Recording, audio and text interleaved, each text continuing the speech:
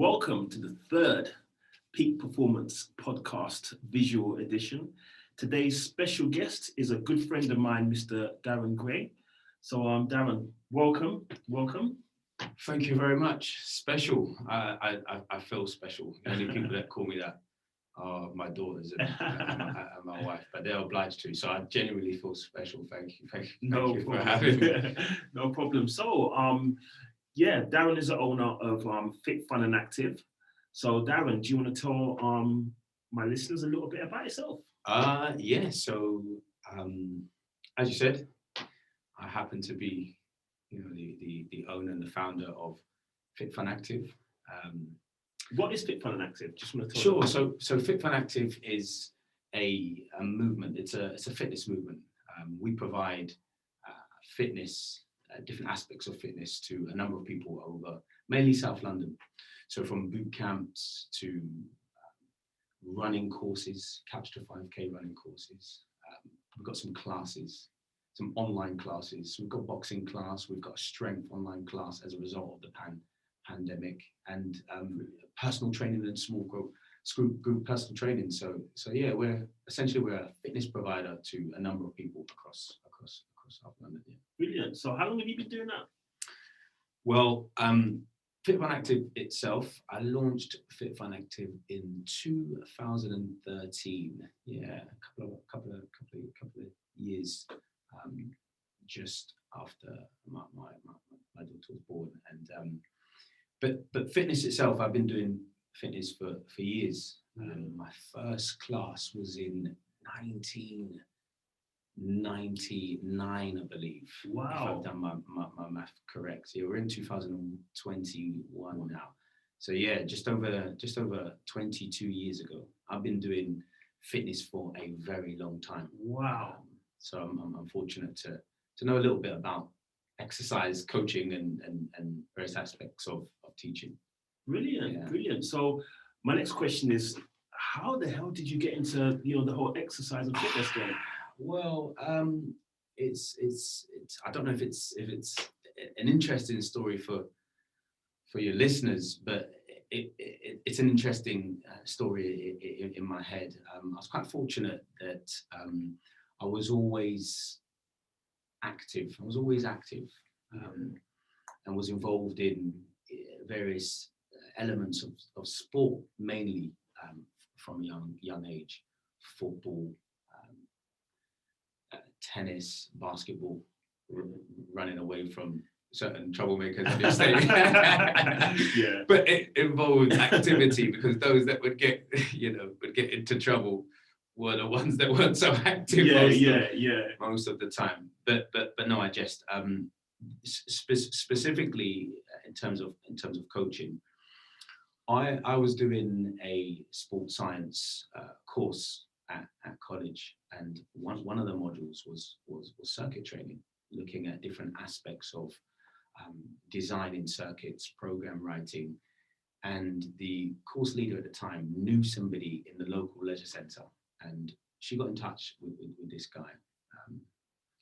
Sonny, his name was. I remember he was quite a poignant figure in terms of me getting into fitness. And he invited us all down to come and see the circuits. So it's one thing learning to deliver programs and designing programs, and there's another thing seeing it in place. And he had this really big circuit class in a leisure centre known as West Croft Leisure Centre. I don't know if you know. It's in Carshalton Beaches. Yeah. And so we went down to see this circuit class. And up until then, we'd just learned, we do crunches like this, and you got your 10 stations around. Yeah. And we'd only seen it on paper. And in this particular circuit, it was a really big hall, probably the size of a five-a-side football pitch. And then there was a divider. I don't know if these leisure centres now still have the divider, so you'll have one pitch that side, one pitch this side, an indoor leisure centre. And they'd have to remove the divider. So if you can imagine the size of two five-a-side football pitches, and he'd take up the entire area of two football five-a-side football pitches, and he'd have his circuits dotted around. And we came down to see circuits in action. So it was a good introduction. And I looked and I remember thinking, wow. And at the end of the class, he did a question and answer.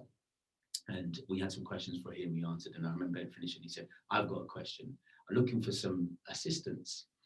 But it would be on a voluntary basis. If any of you are interested, please let your your tutor know, and she'll let you know. And most of my peers at the time was just like, nah, voluntary, I'm not going to get paid, forget that. I want to earn some pocket money. Yeah.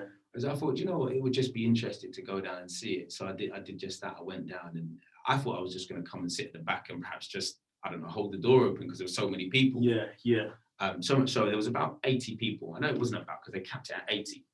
Imagine being in a class and you're in charge of making 80 people feel energized, helping them work towards a fitness. And I thought, yeah, this is nice. I felt out of my element, just helping. Brilliant. Yeah, that's good though. Yeah. And he then said to me, do you know what? I'm looking for, assistant. Why don't you go and get qualified?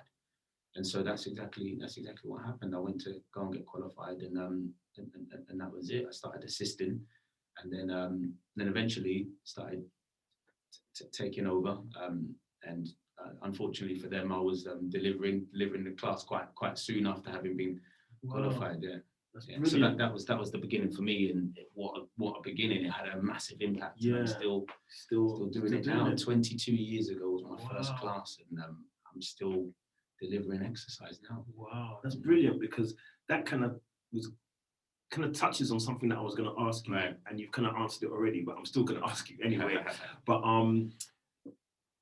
the reason why I really wanted to get you down here and have this conversation with you is because, like, I meet a lot of people, as you do, within the fitness industry. I see maybe like 6 or 7 clients on a daily basis, and I speak to them. And a lot of my clients I connect with. And when I met you, I felt that I connected with you, and I thought that we were like-minded people.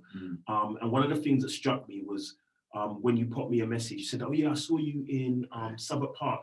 Why don't you come down and just, train a couple of your clients at Fit Fun Active? Okay. And if I'm honest with you, my first thing was, what does this guy want? Like, what does he want from me? Like, oh, so now you talk.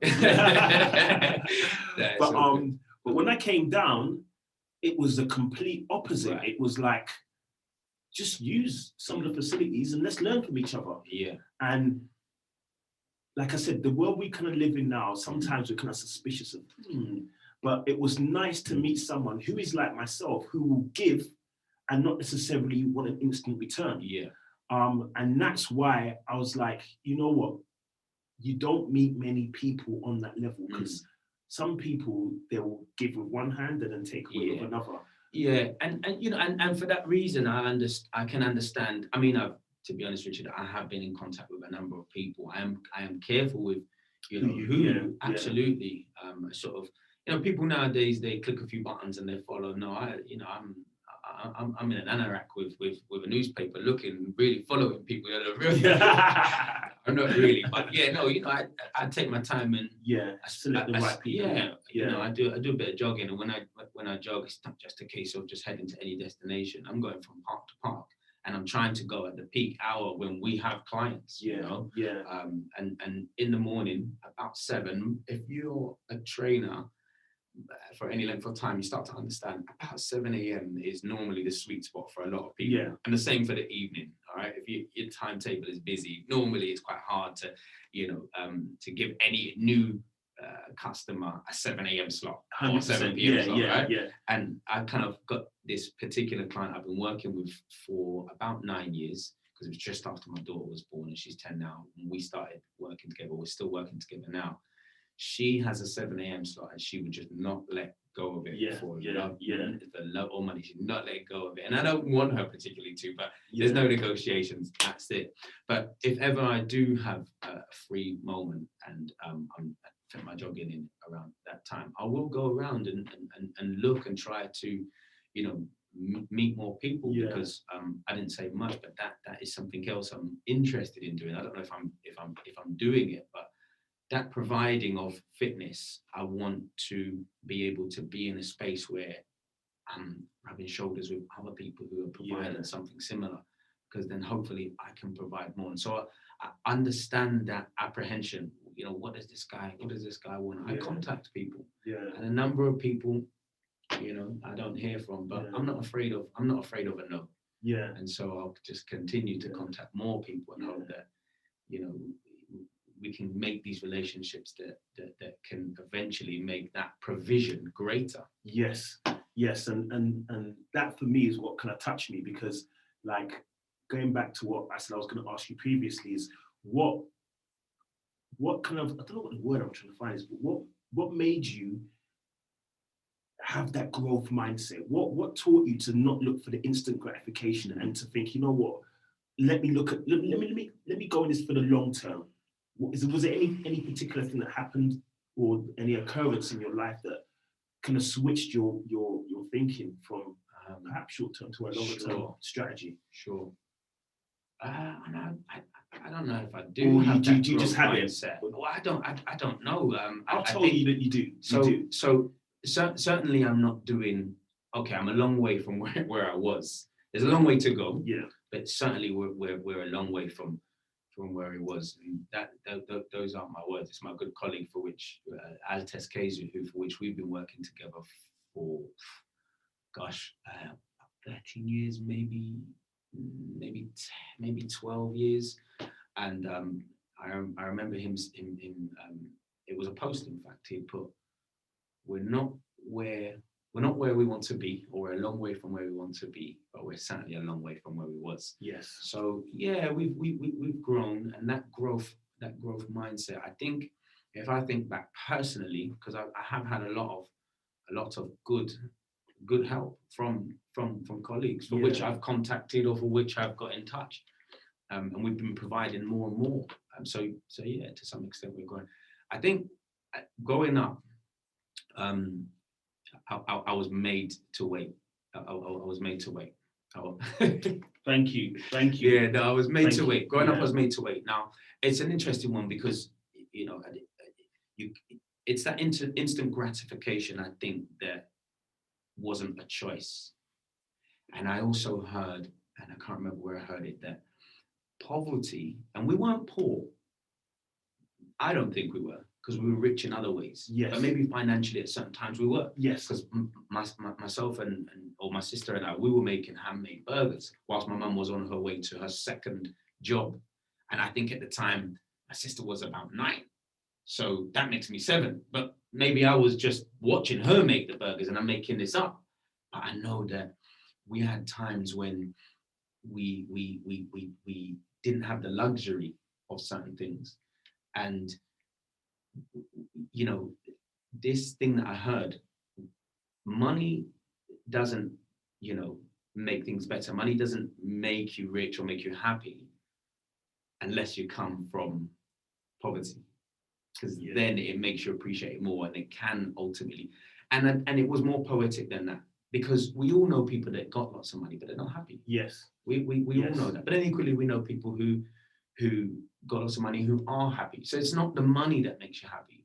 And I think that when you don't have choice and you are thrown into a situation where you have to wait, when you do get money, and I mean, you know, again, I'm far from where I was, you then start to say, okay, well, I can buy another pair of trainers. Although the laces, they can't see, but although the laces on these trainers, as you can see, they're not, they're busted, but I've got a choice. They're comfortable enough. I don't have to go. And so when you do that, you kind of appreciate the money more. And so I think that it's that kind of beginning and an attachment to things which are much more than money.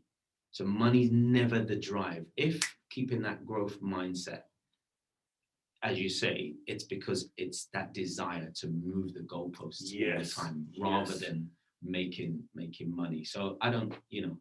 I think that's absolutely spot on, because I can relate to that so much, because when I was younger, I didn't have the option of instant gratification. So I had to learn patience. And what I learned at an early age is that you get more from the process than you do from the actual outcome. So even with my clients now, when I'm trying to, teach them about, how I want them to make exercise become habitual, and I want them to make eating good food become habitual, they may have slip-ups and trips and blips, but they learn a lot more from the whole process than they do from when they get to their target goal or target weight or target shape. Yeah. The process has taught them more. And I'm proud to see that, rather than someone get from A to B quick and not instantly pick up the lessons along the way. So if there's something in there, I think it's that it's patience, which seems to be the operative, ideology behind growth. Because if you can become, as you say, you're working towards that goal, it's the person they're becoming in the process. And I think that's one of the most important things is what you become whilst you're on your journey. Because even for me myself, one thing that I'm proud of is that I don't just read from a textbook when I'm delivering packages or plans or dietary advice to my clients. I've actually lived it. So I did do the qualifications. So I do have the qualifications, but on the back of that, I do have the actual the blood, sweat, and tears to prove that, like, I know what I'm talking about. And I think that it's really important because I know people who like see what I do sometimes, and one particular person, and they were like, "Oh, I want to become a personal trainer," and they were like doing these crazy numbers, like, if I get 10 clients, I charge them this amount, and I do this, I'll have this amount of money. And I remember listening to them talk, and they were just focused on the money, and I was thinking to myself, it's not going to work. Sadly, I mean,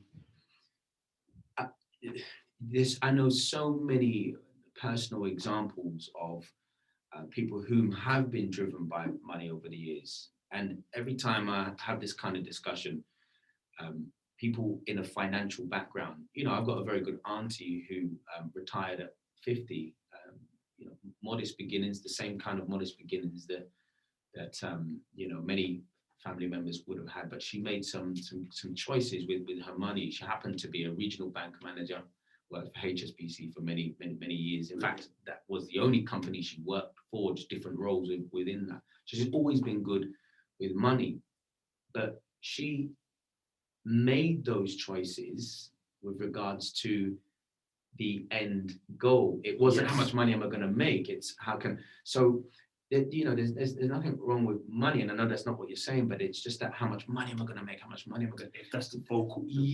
And over the years, I've seen that people whom have that, just, they don't seem to be, if it doesn't last, they go and do something else, they end up unhealthy. If it's not physically, it's mentally.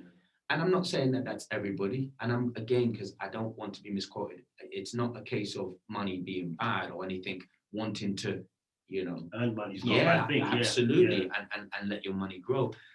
It's just that, money is a fallacy, like most things. Nothing means anything unless the meaning you give it. It doesn't mean anything. So it's the person you become. And I think that, when your morals are centered around something more than money, for just speaking personally, those, and only, a real small, what's the word, cohort of people, I can't speak for everybody, those people who have a focus on more than money seems to maintain a real sense of growth. 100%. And I think that just speaking from my own perspective, I know certainly from some kind of yours, because I see how you interact with some of your clients, but your clients can feel your energy. Your clients can feel that you care. Your clients can feel that it's not about money. It's about delivering a service that's going to benefit them, and a byproduct of that service is you get paid. Yeah, they still know that. When September comes around, I've got some new school shoes to buy. So, But yeah, I think I'm fortunate to have a huge percentage of my daily timetable with people that I've been working with for more than 6 years, 10 years.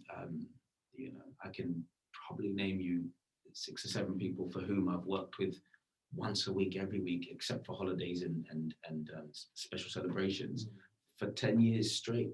non-stop. Brilliant. And you And I'm proud of that, yeah. and really fortunate. You were saying to me before that you have a client that travels from quite far to see you. Yeah, I mean, that's only because there's nowhere else to go to bid to. No, I mean, yeah, we've been together for a long time, and yeah, that's right. They come from Sanderstead, Shirley way, in fact, Yeah. over to Deptford once a week, and then there's another lady who comes from Beckenham over to see us in Deptford, which is about 9 or 10 miles. Yeah. So yeah. Brilliant. Yeah. Brilliant. So along the way of this journey of setting up Fit, Fun and Active, has there been any obstacles that you've had to overcome? Obstacles. I mean, every day there's obstacles. You know, every day there's obstacles. I mean, trying to get enough sleep sometimes is it's an obstacle. Yeah. Especially when my wife snores. No. She doesn't really. I do. So I'm kicked out of the bed. So seriously, trying to get enough sleep. Trying to remember to take my vitamins, whether I've actually taken one is an obstacle. But no, yeah, there's obstacles all the time. All the time. I mean, recently, and we're still going through it, the pandemic. Yes, that's what coronavirus. Yeah. But even that means different things for different people. So it's all very well saying this is the obstacle, but that obstacle is multifaceted. There's so many elements to it that means that you kind of continually changing your model, which I'm almost apprehensive to mention, because the idea that you've even got a model, I'm not sure that we do. What we're doing is we're moving. That's why at the beginning of you know, it's a fitness movement, and we're constantly adapting. And when asked, you know, about obstacles, that's how I like to describe it, because we are emotion ultimately. Yeah. Because even for myself, before the lockdown, I didn't really have like an online presence in terms of how I was training or meeting clients. It was very much like I turn up, they turn up, and we meet. Yeah. And one of the positives that I've taken out of this whole pandemic and this whole situation was that I was able to then, you know, learn about Zoom, learn about Teams, and just adapt and pivot and make sure that I could still deliver a high quality service, even though we're in the middle of a pandemic. Yeah. I must say our online provisions were accelerated by the pandemic. It was an interesting time because so many people, so many discussions were, as you can potentially imagine, difficult. Yes. When people would ask during that time, I say during that time as if we're out of it. We're certainly not in a lockdown at the moment, and it's been a while since we've been in a lockdown. Yeah. But people would say, "How's things?" And you'd have to kind of return the question, because it's almost as if my answer at the time wasn't the popular answer, because in terms of how things, I felt myself, well, great, it's never been better. Yes. Do you know what I mean? Yeah. But I knew that for many people that wasn't the case. And I'm not, when I say that, I'm not taking away from any atrocities that did happen. There were difficult times, real times. Yeah. I mean, even we had difficult times. I lost some colleagues at the time with respect to them not working with us. When I say lost, gotta be careful, because they're still here. Yeah. It's just that they decided to move on and do other things. But the reality is that there are people, or we will know people that genuinely aren't here, sadly. And so it was a difficult time. But in terms of our online provisions, we launched into exclusively delivering personal training, group exercise, all online. And slowly, as we've come back to normality, as it were, we've been able to fortunately keep various aspects, when I know that a number of people who have gone back to normal haven't. Some have. Yeah. But many haven't. That was then, and now they've gone back to, that wasn't for us. We launched into some group exercise. Yes, we've reopened the gym, gone back to boot camp in Streatham, delivering the running courses in Brockley, but we've also maintained some of our weekly online classes, be it strength and HIIT. Yes. And it's the same with me. Like I'm in a blessed position now that it's come up to Christmas, and quite a few of my clients are going to see their parents in Devon, or one of my clients is going back to Austria, and I can still train them. which is a beautiful thing. Like I trained a group of people today, work for a certain company, and via Zoom, like everyone in the exercise area of their building, and I could train them. And pre-pandemic, I probably wouldn't have even thought that I could expand my class to colleagues because I was just training the one person. So I'll give you the way I see things, coming back to what you're saying in terms of kind of growth mindset, patience versus instant gratification. I think there will be a cohort of trainers that when that opportunity online came, fantastic, and they galvanized, and rightly so, we should all try to kind of seek out the opportunity rather than the difficulty. Unfortunately, some just took a break during that time and felt that it's just not what they want to do. If I'm honest, it wasn't exactly what I wanted to do. I wanted to stay in the gym. But it's sometimes you have to move, you have to be flexible, coming back to being in a movement. And now that we have gone back to gyms and parks and so on, it's almost as if that was then and it moved on. But I think those that have more in terms of the bigger picture, as you put it, would have said, okay, this is more than just I'm going to do this now. How can I make this a new component of the business or the way in which I'm operating? So it's thinking bigger, and it's saying, okay, I knew about online exercise, and I procrastinated, or I didn't want to do it, but I've got no choice now. How can I deliver this and use this opportunity to not only provide a service for my clients now, but open something that could possibly provide them something forever, but then me the freedom to deliver classes at Christmas while my clients are in Devon.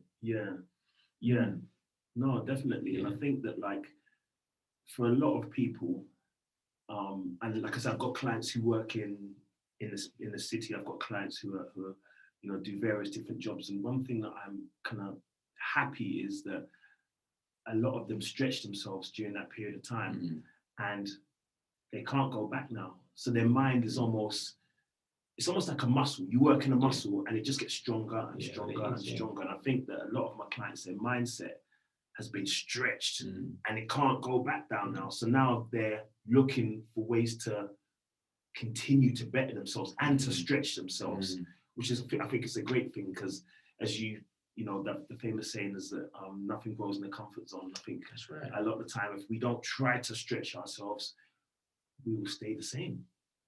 Exactly. No, exactly. I think it's important just to really try to stretch ourselves and keep learning, keep pushing yourself to strive to more better things, really. So what lessons have you picked up really yourself over the last, say, 12 months? Any learnings that you can share with the listeners? I think the lessons are quite consistent. The lessons are quite consistent and have been for a long time. I think the idea of wanting to do more than just earn some money, the idea of wanting to reach more people, I've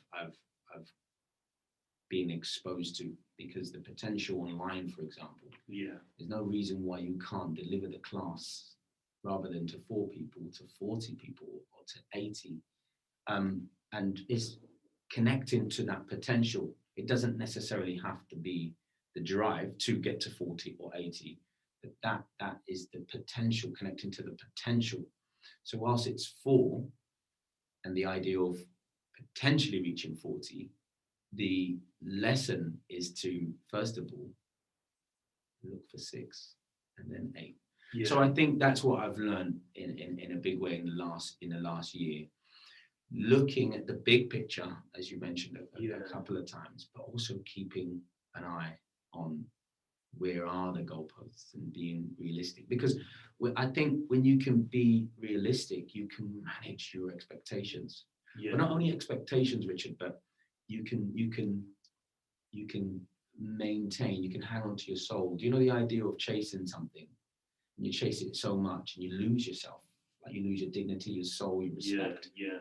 I mean, how good will you be if you get there and you look back and there's no one with you? You know what I mean? Yeah. So I think if you can look at where you are and have that short-term goal, that's why I think the last 12 years has done even more.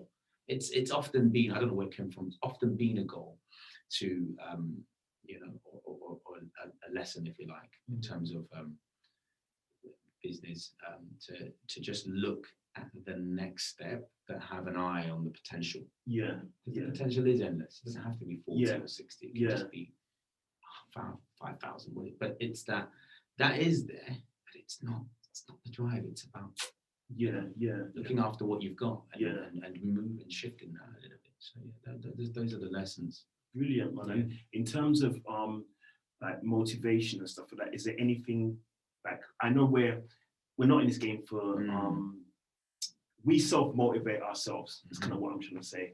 But is there any motivations that you have that kind of keeps you on track and keeps you focused? Yeah, just being totally oblivious, actually. Burying my head in the sand. Honestly, no, I say that tongue in cheek. I think much of the discoveries sometimes go from just throwing myself at something and then being fully committed and thinking, well, where do I go from here? Because I'm already committed now. Not loosely. I'll do that in things I feel competent. I mean, I wouldn't just go and right, there we go, there's a hairdressing salon, let me take it over. It's not that sort of guesswork. If there is an element of guesswork, it will often be health and fitness related. It will be moving 4 to 6. It will be going from circuits to hit or what, whatever. So but once it makes sense, going for it and not trying to. So I don't know, the idea that you can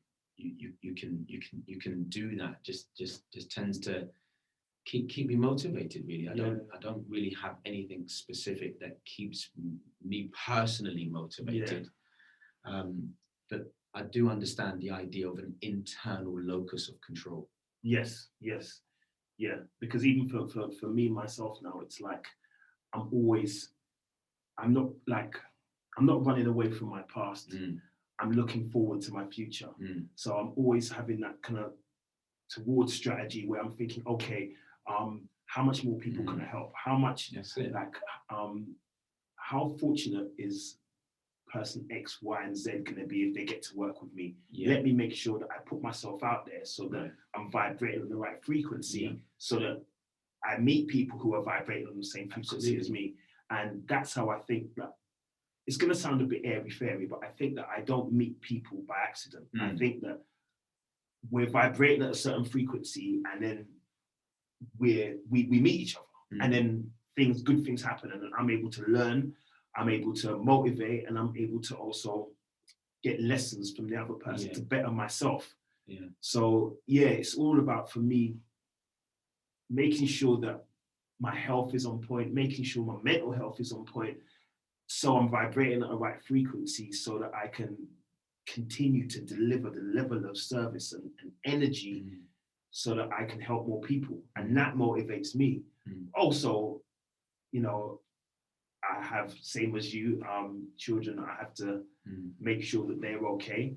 So that motivates me as well. It definitely, my biggest motivation.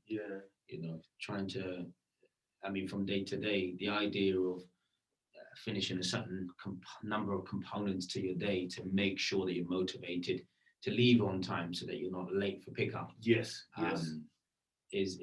a motivation. They are huge motivation for sure in terms of extrinsic motivation. But in intrinsic motivation, internal locus of control, and just kind of the desire to want to as you say, run towards the future, which might be in hours time, it might be tomorrow, it might be next year, and that's where I'm coming from. That's where I'm coming from at this moment in time, with people not so connected to a positive mental state, things being out of balance. I think even more so now it's important to look at where we are, but keep one eye. I think so many people are just running towards that future, but running past their children, or running towards that future and running past the unpaid bill. You see, they're running towards £1,000, but that bill's gonna accumulate to £2,000. I mean, I know that sounds a bit arbitrary, but that is it. It's about taking care and just. I love the way you put that. It's brilliant. Yeah. So talking about motivation, what strategies or what ways do you use to motivate your clients? Is there anything you do in particularly? Is there any examples you can give me of clients where you've had to take them from A and get them to Z, and what you've done in between? I can give you an example from today. I've just started with a lady. We have done 10 sessions, although there's another guy I've done 10 years.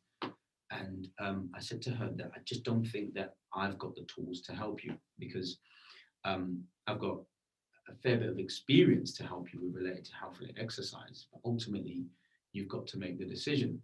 So I offered a refund. Wow. I'm not suggesting that that's the approach that I take with everybody, but it's about connecting to the idea that what I want to do is to help her. Yes. And we had a long discussion about it.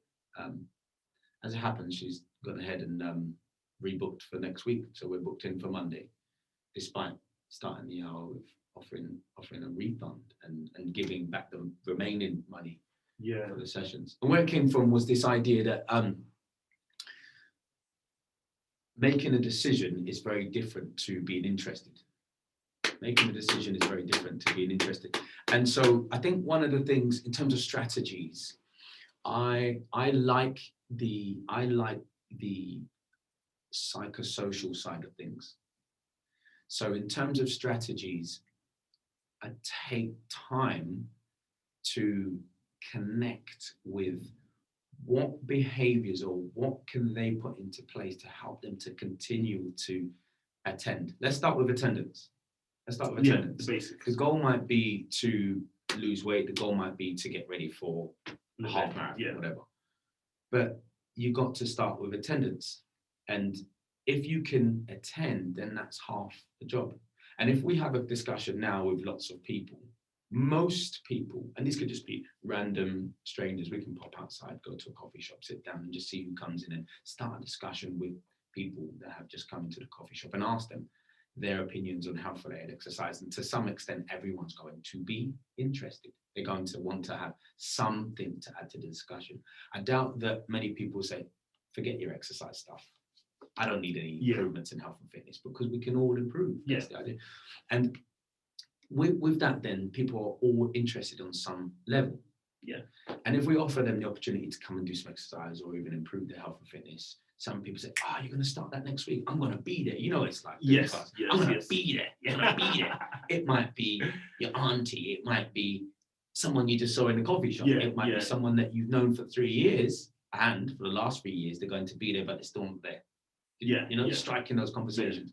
And I think the tricky thing we have being in the fitness industry is that most people are interested in improving their health and fitness. So it's tricky. And so now I'm interested in terms of strategies. Now I'm interested in what gets people to behave the way they do, or the way that we perceive will be best for them. Most people then will agree that attendance is the start. And so how can we get them just to attend? And so in terms of strategies, I'm trying to look at where are they in terms of how ready are they? Because at the moment, they're presented as somebody's ready because they just said, I'm going to be there next week. I'm going to be there. So we're saying, okay, if we take everybody who says they're going to be there and we put our house on it, and then we'd be out of it. We'd be living in the street. Yes. If we went on everybody's word, because I said I'm going to be here today, and if we went on everybody's word who says they're going to be there at our classes, we'd be on the street. In fact, if you could take £1 away from me, from the number of people who said, I would be poor. I'll be making burgers. And this time, I'm making them on my own because my sister's in America. Exactly. And and in trying to figure out, okay, well, where are they? I've come across a model for behavior change, which is the trans-theoretical model for behavior change, or the stages of readiness. You're familiar, right? Yeah. And trying to interpret that and looking. And so this lady, it might seem a bit harsh to your listeners, you know, she's come to seek out your services and you're offering her a refund. It's not because I don't want to work with her. It's about getting this right from the beginning. I'm not sure if she's ready according to the stages on the trans-theoretical model for behavior change. She might be in contemplation rather than preparation, or even action. Yeah. Because can I help her to process or to transition into action?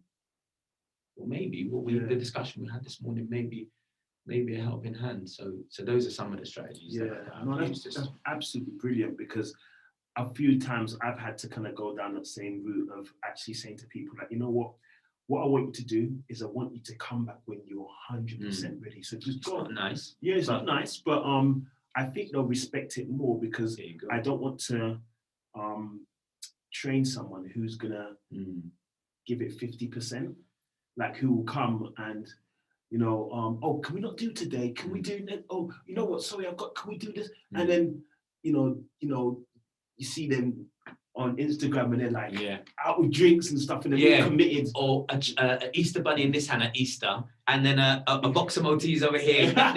You think, okay, we're not saying, you know, don't enjoy yourself. Yeah. But look at the energy that you're attracting. Then the same cousin of yours or friend that sees that, say, and let's go out for burgers, and rather than holding your trainers up, and perhaps your neighbor says, no, you were running, they say, right, let's go out for a run. Yes. Do you see? So yes, and I think that's so important, because, you know, just to slightly digress, is that, like, they say that you are who you most, you know, hang around with, or if you look at the last conversations in your phone book, they're the people who you're most like as well. Hold on, let me see.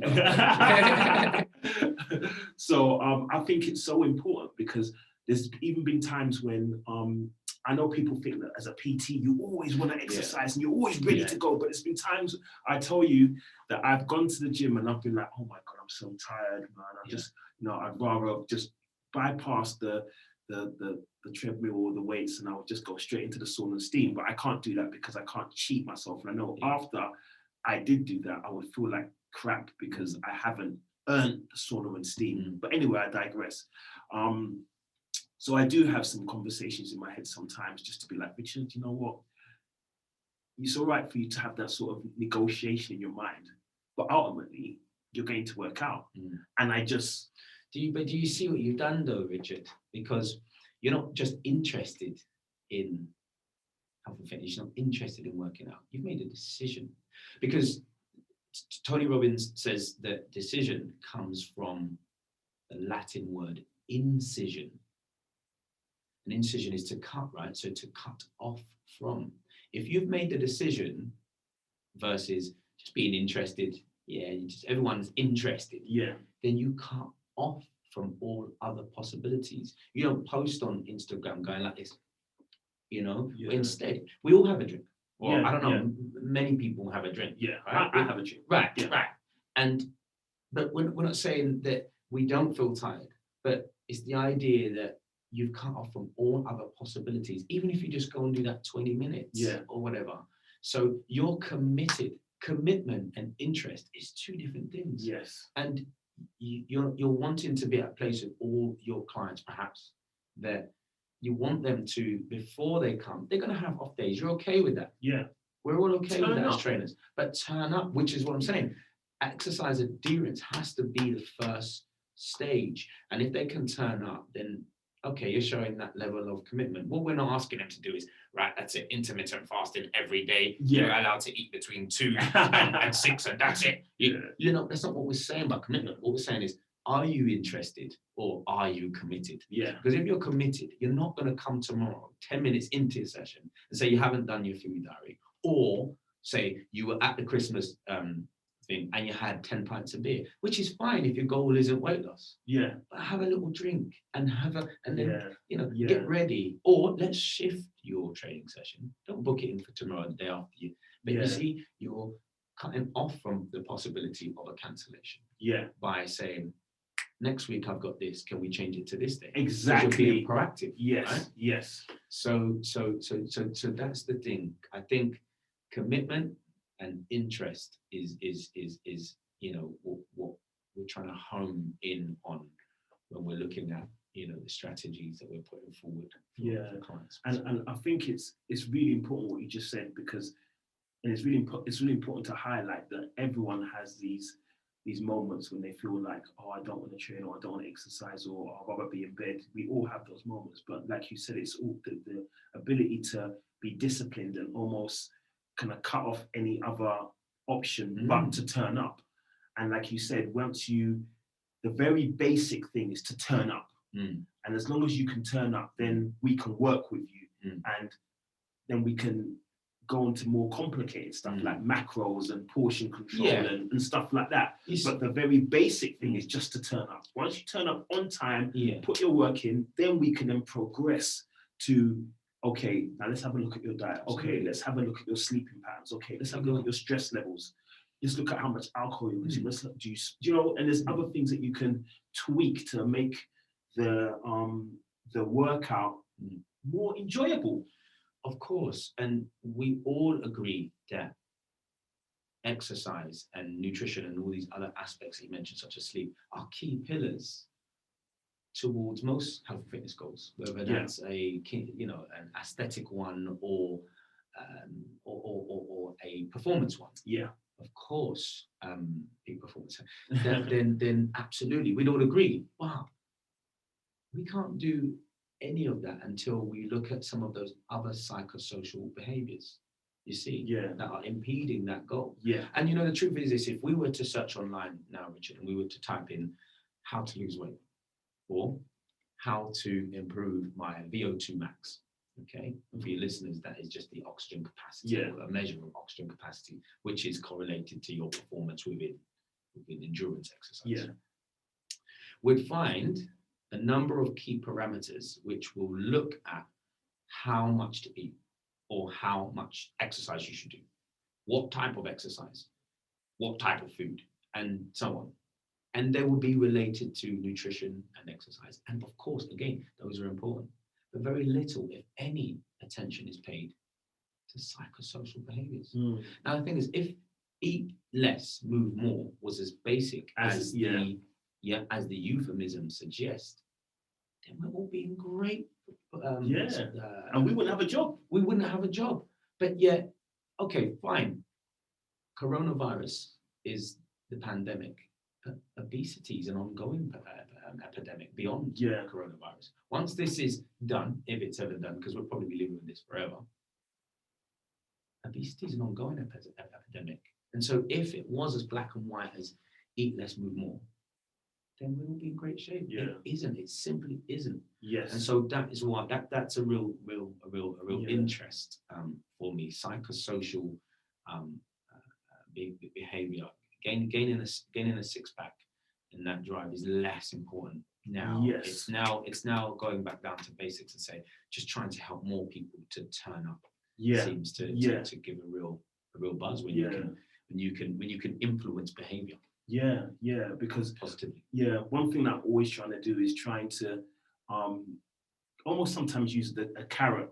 So I'm always trying to tell clients like, look at yourself 12 months down the line. Right. Where do you want to be? What do you want to achieve? And then working it backwards and using bite-sized chunks to make them see, okay, so if I'm going to reach XYZ in 12 months, month 1, I need to have actually achieved this. Month 2, I have to achieve this. Month 3, okay, month 4, maybe I had a bad month, but then I can still catch up by doing X, Y, Z.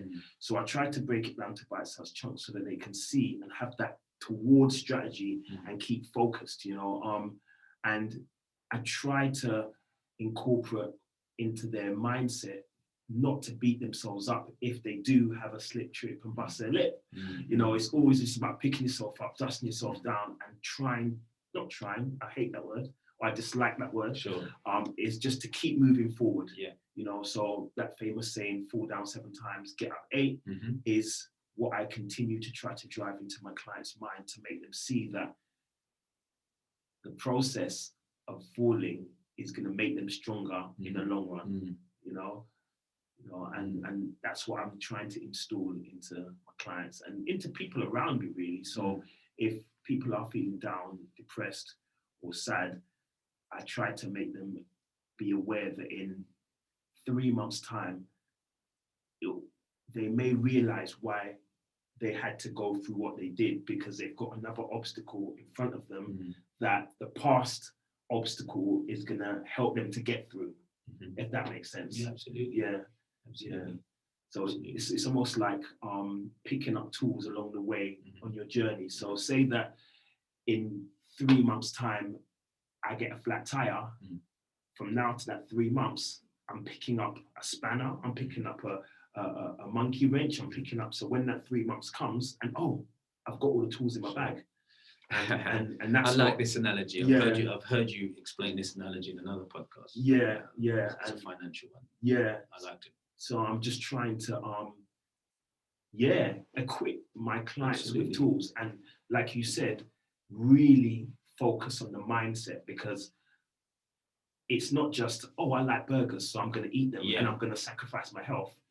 It's a lot deeper than that, and that's coming from someone who was overweight myself, right? And because I know the way my mindset used to be, I can see it in other people. Yeah, you see, you've got a nice. You can live vicariously because you've been there. So and there's a lot of people that have got into fitness because they're coming from that background. Yes. They've been unhealthy, or they lived an unhealthy lifestyle, or they were overweight. That's it. Putting yourself, or having been in their shoes, you can do that. Yeah. I like that analogy of kind of. My colleague Altes, he talks about arming yourself to be able to conquer your saboteurs. Yes, I like that. The tools. You both use the word tools. We have to sometimes explain that perhaps they haven't got the tools yet to be able to deal with that, and so we've got to try to help them. And it doesn't matter how fantastic your program is.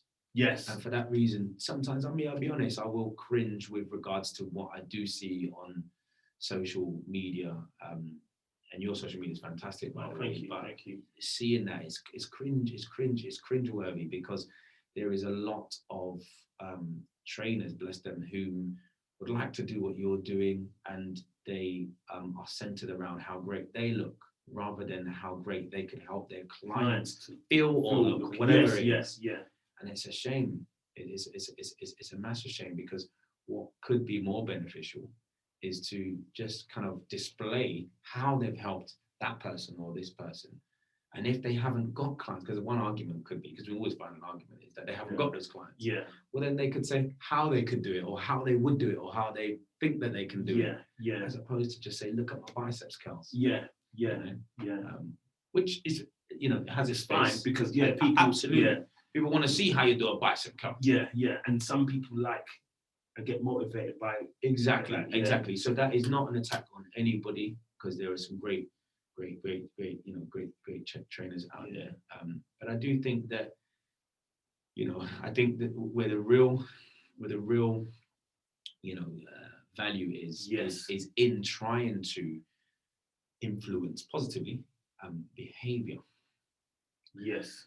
No matter how fantastic your programs are, if you can't get them to attend, or if you can't encourage them to attend, or do anything else, such as keep their food diary, or supplement the sessions that you're doing with them, or have that difficult discussion with husband, a daughter, or whatever, that mean that they're now part of your support network. So when you decide you're going for your swim, they say, yeah, no problem, and they have it. Yeah. Whatever that is, I think the real value has got to be in having an impact and an influence on behavior. Yeah, definitely. And I think what we do. I think sometimes it means you have to have difficult conversations, which I think that if our clients know where our heart's coming from, they don't take it personally. And I always try to tell them to separate ego, pride, and don't attach what I'm saying to their personal worth. So if I say something like, look, you know what, that person in your life, Sure. they're helping you self-sabotage. Mm. So you need to really start to look at the people you have around you. And sometimes it can be uncomfortable because sometimes it could be a partner, it could be their ride or die, you know. And Imagine they come back and say, well, we just got a divorce. But yeah, so sometimes you have to have those difficult conversations. But most of my clients, or all of my clients, know that I'm coming from a place of love and genuine concern, and I genuinely want to help them. And you know, it's challenging sometimes, but I'm the type of person that I got a big mouth. I can't keep it quiet, and I'm thinking something. You see it in my face, and I have to kind of express what I'm feeling. But I will always do it tactfully and never, like I say, never coming from a place of ego. You know, and I think that's one of my strong qualities, is that I'm able to, you know, look at situations from a bird's eye point of view and help other people see things from a bird's eye point of view, as well as putting myself in their shoes and seeing it from their peripheral. I think your clients, I mean, I couldn't imagine your clients wouldn't see that. They, you know, that's definitely how you know. Yeah. You know, since we've known each other, it's definitely how you come across.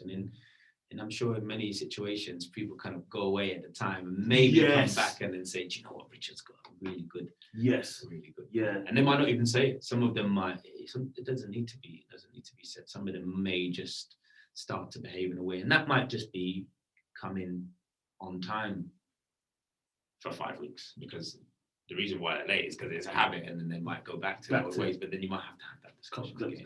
Yeah.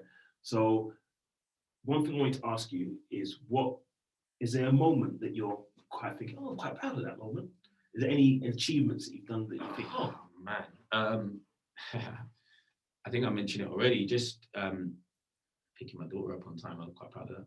I've never been late to pick her up after school. Yeah. I know that's not related to, well, it kind of is because they're my motivation, but you know, my older daughter,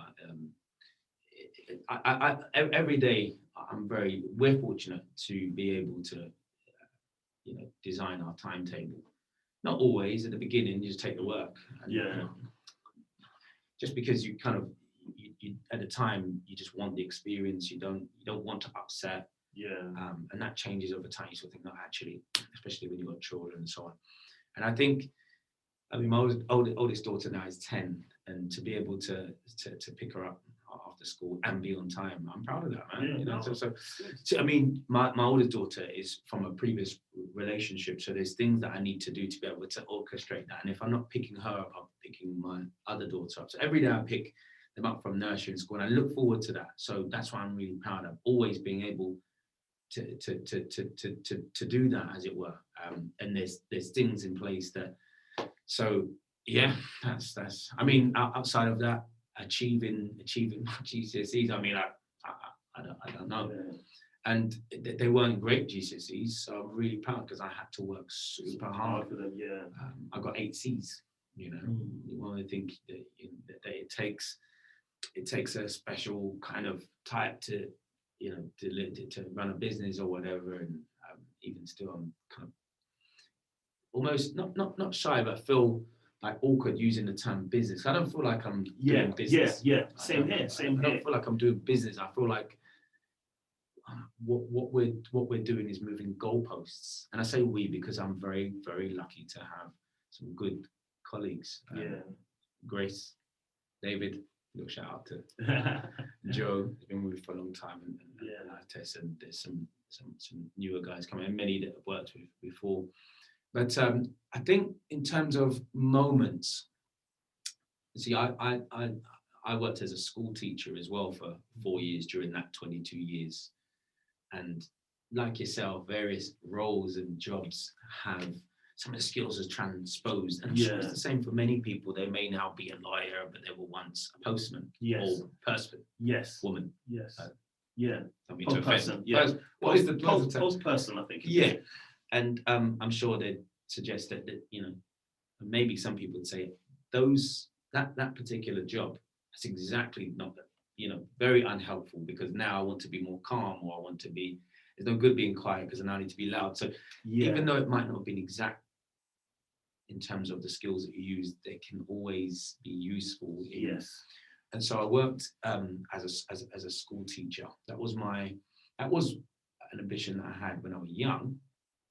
And fitness was about getting into teaching because you needed the degree and the teaching qualification, which I went ahead and got whilst I was doing circuits and gym instruction at the time, bit of personal training. When the teaching didn't work out for me, I came back to my initial love, but then I was glad because I had this kind of professional experience. And in order then to kind of use all of that together, I look back and I think in terms of being proud, just how hard I worked for 8 C grades and 1 A star, you know, and I just think, God, man, you know, at the time, so much work went into that just to get a C. And I remember looking at it and I said, God, you know, I felt so proud of. And there were people that were crying because they got a B or got A and they should have got A star. I was excited. So I remember that. Then going back into, you know, fitness very, very quickly. I was ready. I thought I was ready to find a space. And signing a contract for setting up my first gym stroke studio in 2013. I think it was 2013 when I launched Fit Fun Active. That was a proud moment as well. So, that's amazing. I think one of my that's what your listeners want to hear. Yeah, no, that's brilliant, man. One of my proud moments was having the guts to leave my previous job because I used to be an estate agent. I used to work for a company in Islington, and it was my biggest joy was being able to hand in my notice and have the guts to leap from being stuck in an office, you know, behind a computer, to actually being able to give real value to different people and help them to get to be the best version of themselves. So on the day when I was gonna hand in my notice, I was, you know, having second thoughts, thinking, no, this is a regular income and yada yada yada. So I spoke to my boss and he was like, oh, it's a tough time to be, you know, going working on your own. It's, you know, the climate and this, that.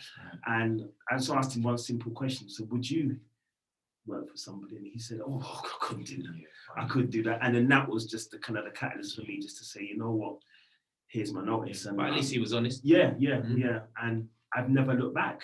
Because I worked in 2 schools, and I had a great time, and I still look back at that experience and say that it was where I grew up, if you like. Which is odd because I was responsible for people, helping them, you know, be a model to kind of grow up because they're young. But that's where I did my years of growing up, and in my second school, when the workload was literally killing me, all I wanted to do was teach. I loved the teaching. I didn't love being a teacher. And it wasn't the teaching. It wasn't the children. I love the children. I still see children now in my short 4-year career. And in fact, tell you a funny story. Just when a couple of weeks before you came in down to the gym, Richard, there was a guy that came in, and I don't know if I told you when we were talking recently. He came in. He said, "I knew it was you." And so I looked. I thought, "Oh no, who's this now?" Because what's that? Because I don't know who and he said, "Mr. Gray." I was like, "Oh, okay, he's a student." Wow. Yeah. You know, and in such a short career, I've had so many little moments like that. And I think what would happen if I did 10 years, you just have these little moments. And we spoke, and as it happens, he's in the fitness industry now. So, so I don't, you know.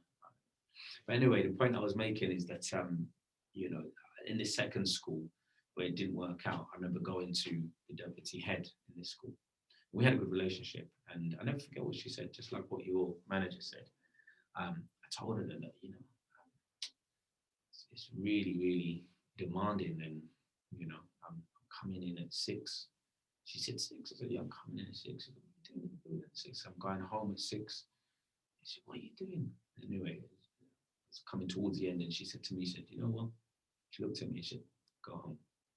Because if you drop down tomorrow, they're just going to replace you. That was the deputy head. Wow. That was the deputy head. Great And I knew that at that moment in time, that was such a poignant moment. I knew at that moment in time she was talking to me, not the cog. right? Because I know full well that if that were another colleague of hers, it would have been a different communication. And then that was the beginning of looking into communication, because it was that poignant, and because it resonated immediately. And I remember started looking at even closer stages of readiness. Was I ready to be a teacher? And then let that, and so on. And in more recent time, I've come across another model which my wife introduced me to. In fact, it's actually her mum, but it's called the DISC model of personality. Okay. I haven't heard that one. Yeah. Have you not? No. I mean, I hope this is interesting for you, no, it is, for your listeners. definitely, But you see, the thing is that for a long time, and you could probably relate to this, for a long time, I'd heard things such as, do unto others as you expect them to do unto you. Yeah. Right? It's quite a good kind of philosophy to uphold. In the same way, talk to people how you expect them to talk to you. Yeah. That and you go up with that, and my grandma is Christian, and she'd take us to church, and my mum would kind of learn from my grandma, and then we learned from. And so I grew up for a long time understanding that. And that moment, I think back to when my deputy head teacher said to me, "Go home." I knew she was talking to me because I never heard her speak in that manner. Yeah. And I looked up to her. That's why I went to her. And it takes me back to that time then when I came across this model of behavior, the DISC model of personality, or DISC model of behavior. It made me start to take on board that wasn't necessarily correct, the idea that you should speak to people how you expect to be spoken to. And once I got that, Richard, once I took that from the model, it really revolutionized the way I started to communicate. Now, I'm not saying that I would just come in and just, effing and blinding. That's not.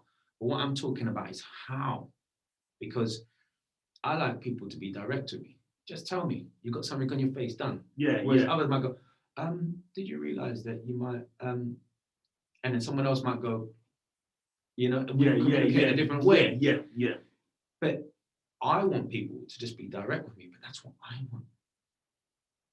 Yeah. And so this idea that you should just speak to someone the way, it might not be right. Imagine I'm just talking to all my clients. So can you imagine somebody comes in for the first time and they say, I want to do 4 sessions a week. Can you sort of say, that ain't gonna work? That's what they want to do. Yeah. So it might be that the way in which you get them to tick, you need to perhaps deliver that message in a different manner.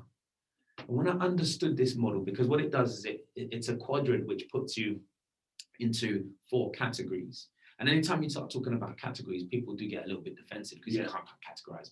But for the sake of trying to understand what makes us do what we do, or why people behave the way they do, it's worth looking at. Yeah. So what's it called again, sorry? It's called the DISC model of personality. Perfect. Yeah, it's almost like, you can talk about A and B personalities, and I mentioned earlier the trans-theoretical model for behavior change, which we know more familiar as the stage of readiness with health and fitness. This is to do with and there's loads and loads of theory and books on it, and I've just finished reading a book which is a fantastic book. Cool. This book is How to Build Rapport Instantly, or How to Build Rapport Quickly, by Beverly Keppel. Okay. And there's another one called Surrounded by Idiots. It's not a great title, but Surrounded by Idiots. And then it goes on in brackets, understanding those that can't be understood. Brilliant. Right? Because the idea behind the book is, when we perceive somebody, what's the matter with them? We can't quite get why they do that, why they do this. When we can start with ourselves, it's not the fact that they can't be understood. It's just that we don't understand the way in which perhaps they're wired. And that when we can step back and start to see things how they see them, then it can help to kind of come up with Yeah. a way of communicating that might reach them. Do you know, at the time that I discovered this model, I was in a team of 3, and as I was looking at it, the team multiplied to 13. Wow. We haven't, and that was about 3 years ago, and I know, no, 4 years, because my daughter's now just turned 4. And I know that because at the time when she was born, I promised to take a year whereby her first year, or at least a year before she starts nursery full time, we're going to spend that time, and I'm going to give to what is the most important thing, and that was spending time with her. And so she was going nursery part time. And after my wife's maternity, I then had a kind of extended paternity, and would do that. And what gave me the opportunity to do that, not comfortably, but gave me the opportunity to do that. I'm very fortunate and grateful because I had some great colleagues at the time.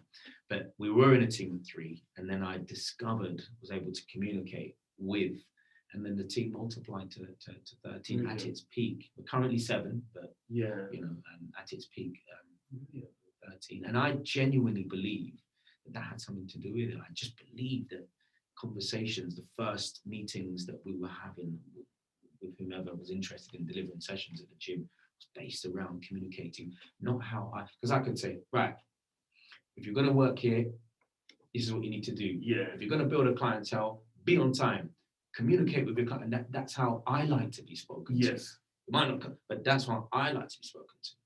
Now I think I've understood it, and I don't claim to never have arguments and know exactly. But look, I do have clients that come from 15 miles away and have done so for over 10 years, and there's a few of them. So no, brilliant, man. Okay, we're kind of coming to the end of the podcast now. So couple of things, 2 quick things. What advice would you give to any listeners who are struggling with their fitness or health goals, or any advice you would give them to kind of keep focused on what they want to do? Coming up to 2022, January's coming, you know what it is for our industry in this type of year. So any little jibs of advice you could give to anyone who was going to embark on a change in lifestyle?